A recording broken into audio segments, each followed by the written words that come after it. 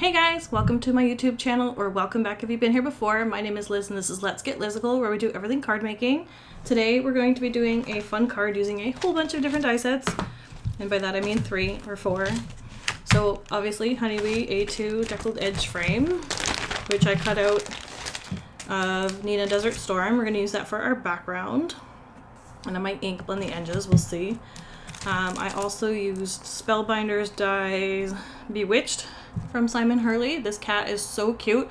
It reminds me of the cat from Bolt, if anybody's watched that Disney movie. Super cute. Absolutely love it. We're going to use the books from day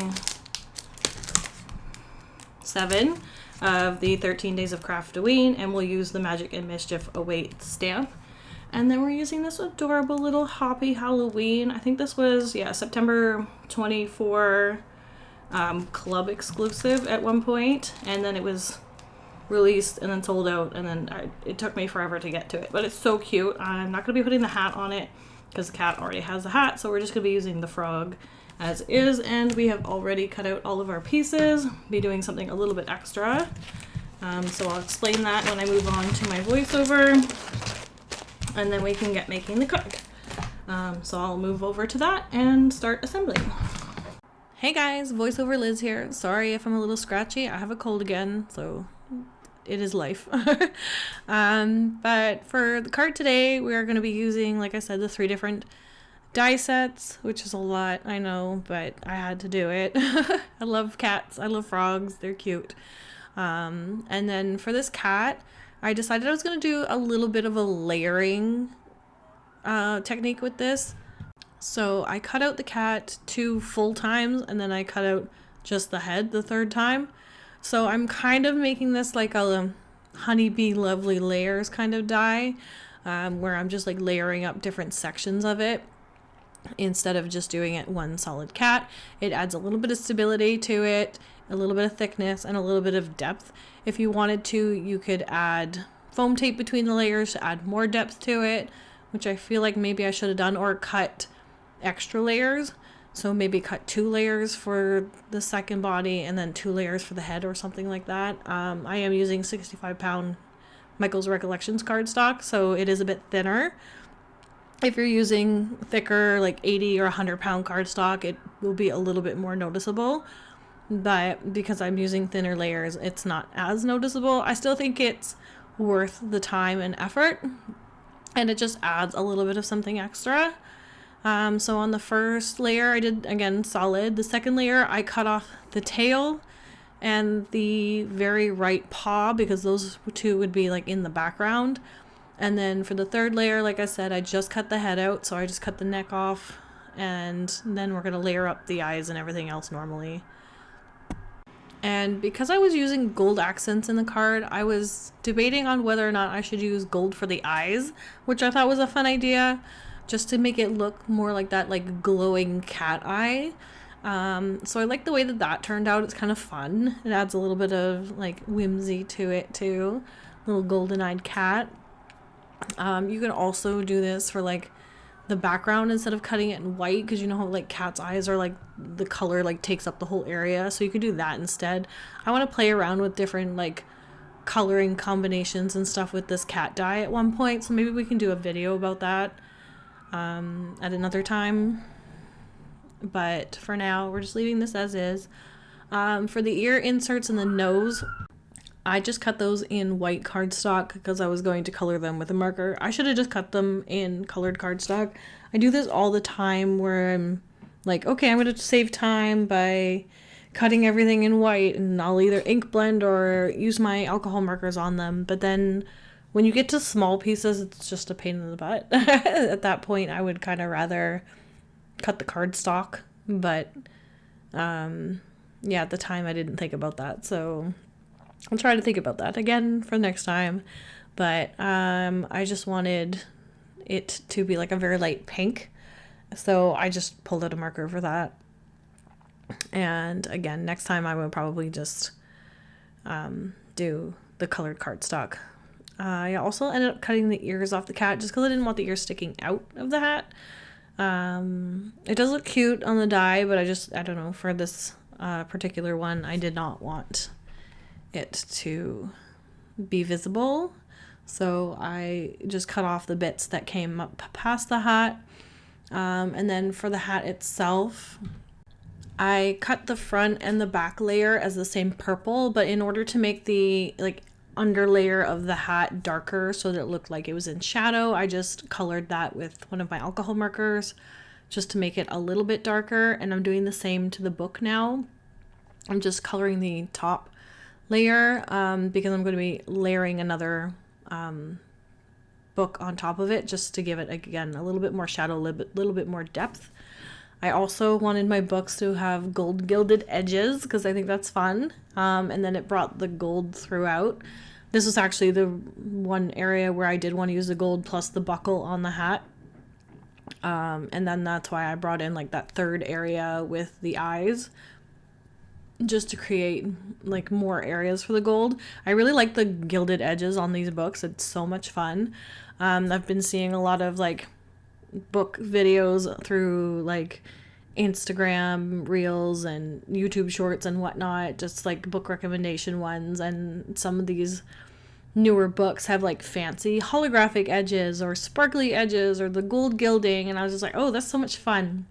If I still bought books all the time, would definitely invest into some of those. But I do have like a few books now. I kind of like destashed a bunch of books years and years ago and went to the e-reader just because I could like carry my entire library at once, and if I finished a book while I was out, I didn't have to make sure I had another one with me. I haven't done a lot of reading the last few years, so I actually just started reading again recently, and we'll try to keep up with that. I used to read on the bus and the train when I went into work every day, but now that I don't go to work every day, I only do it a couple days a week, so I only get a couple of hours of reading in. But I am enjoying it. It is a nice escape from your thoughts and whatever else is going on in my brain, right? I just have like constant like scheduling, being trying to figure out what videos I'm doing, projects I'm gonna make for crochet next, you know, like there's always something on my mind. So it's nice to have a book to take me away from that, and just kind of like de-stress a little. So I will try to keep up with that. If anybody has any good fantasy book recommendations, let me know down in the comments. I'm reading a book called Dance of Thieves right now. And I will probably reread The Six of Crows and Crooked Kingdom after that, because those are amazing books. I really recommend those. If you're into that Ocean's 11 kind of heist book where like the main character is always like one step ahead at least, like, and like with great character development and just like fantasy aspects and stuff, like those books are great. So I will probably reread those after I read this duology. And yeah, so anyway, that's my my reading preferences if anybody's curious. So I'll get back to the card. But anyway, so I stacked up the books. I added the bookmark, which I also cut in black. The frog is super cute. I absolutely love this die. I wish I had done it in maybe different greens, a little bit more muted to go with the rest of the card, because I feel like he does stand out a little bit too much. But it's still cute. And then I realized that I forgot to ink blend the edges like I was going to. And originally I was going to do it with my Vintage Photo Distress Oxide inks, but I decided that because I was adding it after and I didn't want any like lots of ink to get onto things, I decided to use the dough ink from Lawn Fawn and do the edges just very lightly, just to give it a little bit of depth and dimension. And I'm being very careful around where I had already adhered the frog in the books. I didn't want to take it off and rip the cardstock, so I just kind of like left it there. And again, I was careful. I used a brush, which I don't use very often because I actually don't like ink blending with brushes. It just takes too much time. But in this case, it worked in my favor, so I'll probably just keep a few brushes around for that purpose. And then I realized that this frog is just kind of like floating there. I mean, I don't hate it because it was kind of like what we did last week, but I did want to make it look like the cat and the frog were sitting on something this time. So I added some kind of like wood grain texture just with like 2 alcohol markers. I usually start with the darker shade and draw very like thin, like jumpy lines. Like don't 100% push down on it on your paper. Just like let it jump along the top of the paper. And then just use a lighter color to color over it. It helps blend it in, but it also leaves that little bit of texture, so it makes it look like wood grain. So these guys are probably sitting up on a table somewhere and just chilling with their, you know, they're the witch familiars, so they're getting ready to do some mischief. I used the Magic and Mischief Awaits stamp that came with the 13 Days of Craftoween kit, which worked out perfectly. And then I thought that the background needed a little bit extra.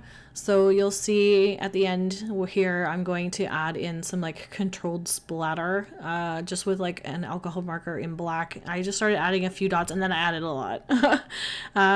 So I probably should have just like splattered the background, but I was kind of making this up as I went. Like I had the general idea for the images that I used, but not for the entire card itself. I have a vision sometimes and it's not fully executed in my head, so I kind of have to make things up as I go.